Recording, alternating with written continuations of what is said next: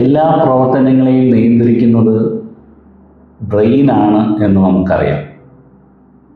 കുട്ടിയുടെ ജനനത്തിന് മുമ്പ് തന്നെ ബ്രെയിൻ പ്രതികരിക്കുകയും വളരുകയും ചെയ്യും.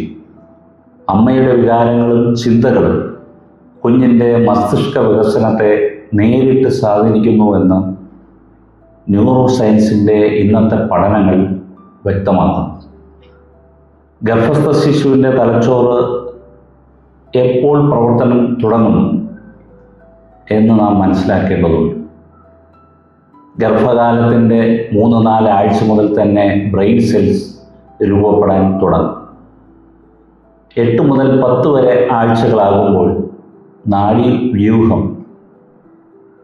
അല്ലെങ്കിൽ ന്യൂറോ സിസ്റ്റം പ്രവർത്തനക്ഷമമാകും. 5 മുതൽ 6 മാസം കഴിയുമ്പോൾ കുട്ടിക്ക് ശബ്ദം കേൾക്കാൻ കഴിയും, അമ്മയുടെ ഹൃദയമിടിപ്പ് തിരിച്ചറിയും, സംഗീതത്തിൻ്റെ ശബ്ദത്തിൻ്റെ ടോണുകൾ എന്നിവയോട് പ്രതികരിക്കാൻ കഴിയും. ഇതിൽ നിന്ന് നാം മനസ്സിലാക്കേണ്ടത് കുഞ്ഞ് വെറും വളരുക മാത്രമല്ല ചെയ്യുന്നത്, അനുഭവങ്ങൾ തിരിച്ചറിയാൻ കഴിയുന്ന ഒരു നിലയിലേക്ക് മാറുന്നു എന്നാണ്.